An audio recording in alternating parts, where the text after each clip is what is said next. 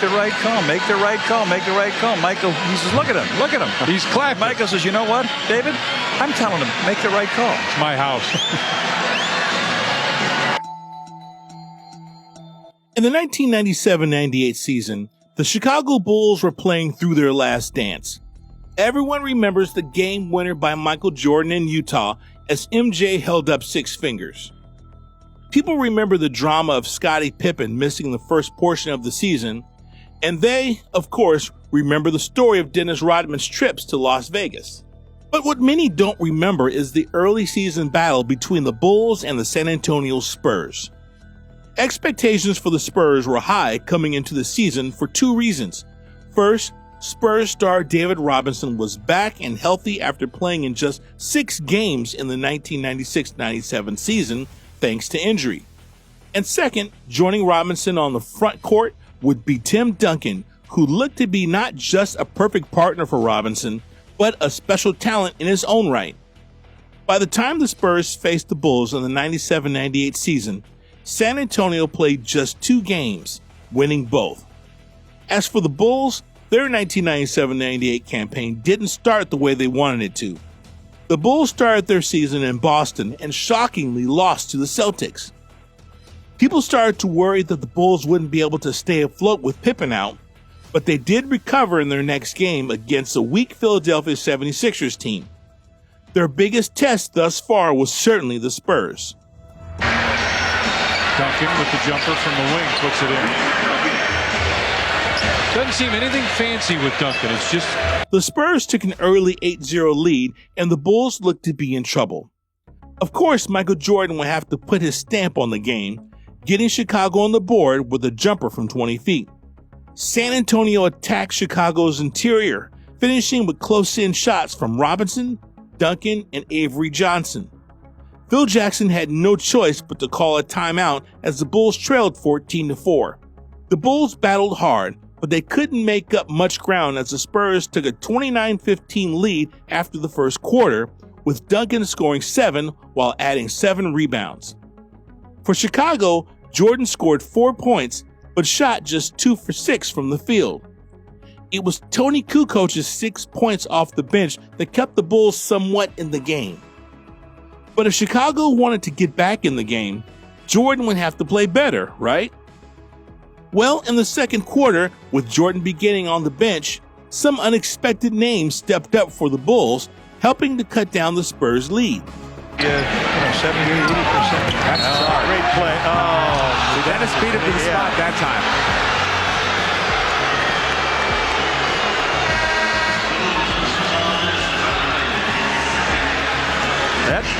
That time it looked like Dennis had I thought he might do something on that last play, but right here he takes the good position.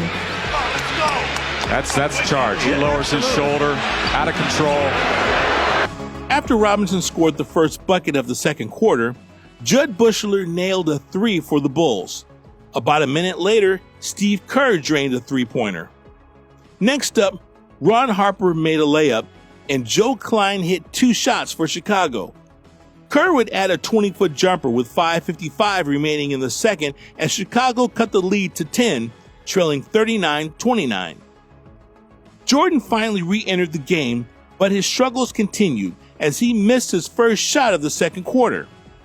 Buechler came through for Chicago again as he hit yet another 3-pointer to cut San Antonio's lead to 39-32.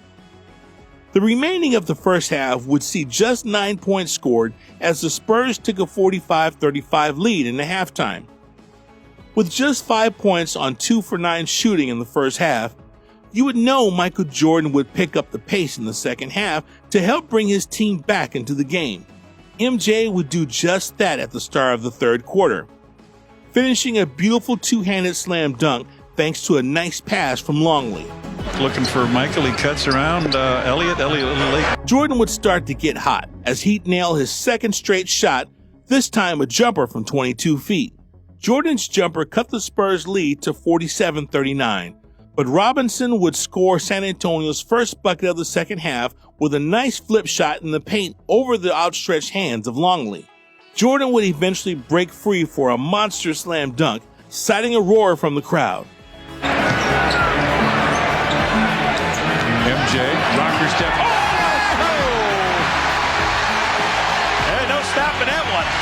The third belonged to Jordan, as he scored 14 in the quarter, while San Antonio scored just 12 as a team. Now backs it off. Michael goes baseline. In the shot. Come on, man. That didn't touch any board at all. You think the only way you could get it up? Yeah, that's right. Yeah. We're going to miss Craig Elo, huh? 48-46. It's a two-point game, and it can be tied right there. Hey. San Antonio needs a timeout, and they take it. 6:05 left in the third. They're on their feet at the United Center. The Bulls are tied with San Antonio.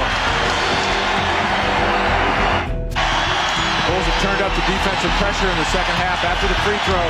The trap, Michael gets a piece of the ball. Jason bats it back to him. A quick jumper in the lane. The fourth quarter would start with the Bulls' Tony Kukoc getting hit with a technical foul. After Elliott missed a technical free throw, Kukoc made up for his mistake by making a jumper. The Spurs now led 57-55. The two teams would continue to struggle to score, as this game was truly a defensive slugfest. The ball down and looks. Spin move, blocked by Apple. He's fouled. Bulls ball. Okay, 113. Bulls down by 1. But Dennis forced him out on the floor that time a little bit further. With 16 seconds remaining in the game, the Spurs led 73-70 thanks to Duncan's perfect 3-for-3 shooting in the fourth. Jordan, however, struggled, being scoreless in the fourth, missing on all 9 of his shot attempts. Rodman was doing his part for the Bulls, helping to keep Chicago close, scoring 3 points in the fourth while grabbing 4 rebounds, including 2 on the offensive end. The last 10 seconds of the game would be a frenzy. First, Jordan's jumper was blocked by Robinson, but Longley grabbed the ball and tossed it right back to Jordan. MJ quickly found Kukoc, who had a good look at a 3 for the tie, but he missed. Luckily for Chicago, the long rebound was tipped into Longley's hands, who quickly found Jordan, and Jordan became Jordan by nailing a game-tying 3 as time expired. 2 seconds, 1 second, this is to tie! Yes, sir! David Robinson says, damn! Michael says, I'll take it. His first basket coming in this quarter. This place is going crazy.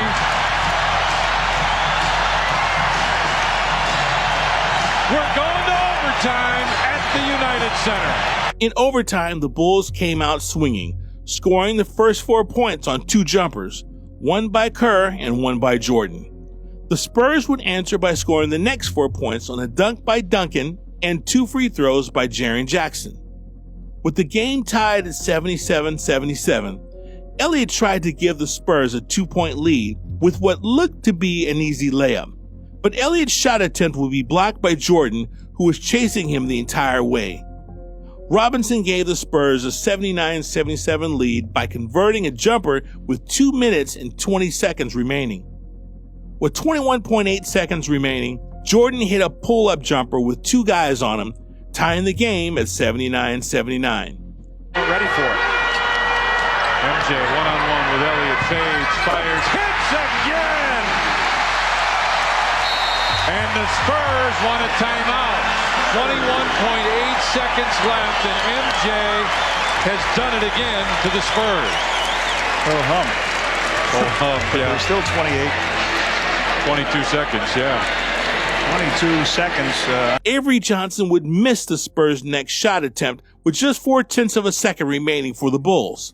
Chicago would attempt to get the ball to Jordan, but Elliott successfully knocked the ball loose and the game headed into a second overtime. In action, maybe Michael looping over the top. He was going to try to catch it in the air and put that thing up. Tony didn't throw it high enough. We are going to a second overtime. The Bulls and Spurs are tied at 79. In the second overtime, Jordan would get some help from his teammates. First, Jordan made a nice pass out of the double team to Longley, but the Chicago big man would have his shot blocked by Robinson. Luckily for the Bulls, Longley grabbed the ball and put in a layup, giving the Bulls an 81-79 lead. Later, Ron Harper would give the Bulls an 83-79 lead thanks to a layup. Then, with 2 minutes and 45 seconds left in the second overtime, Jordan gave Duncan his welcome to the NBA moment.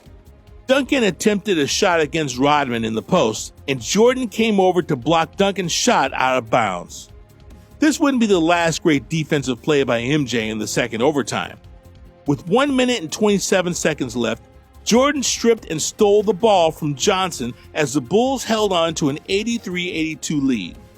Duncan, now Avery comes over in the corner, gives the ball again, driving to the middle. Avery's there, but Michael steals the ball, and as he does, look at Scottie Pippen saying, there it is, my man on defense. There it was. He just took it away from him. And you saw him. Jordan would change this as he nailed a jumper to give Chicago an 85-82 lead with 31.4 seconds remaining. Clock at 36.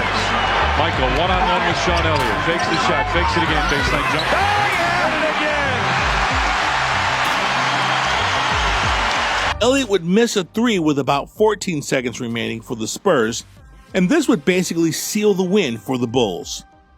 Jordan would add a free throw, bringing his total to 29 points, despite shooting 12 for 39 from the field. Rodman battled Duncan all game long to grab 22 rebounds, including 10 on the offensive end. The Bulls won the game 87-83. Yes, it was a double overtime where each team did not score 90 points, and the Spurs did not make a single three-pointer. That's 90s basketball, and it truly was a battle every single possession. As for the Spurs, the rookie Duncan showcased his bright future by scoring 19 points and grabbing 22 rebounds of his own. Robinson was still the star of the Spurs, and he led the team in scoring with 21 points. This game was sort of a passing of the torch, as it truly would be the last dance for Chicago, as the Bulls would win their sixth and last title of the decade. The Spurs, on the other hand, would begin their own dominance starting in the following season, winning the first of 5 NBA titles in franchise history, all with Duncan dominating, similar to how Jordan dominated for the Bulls.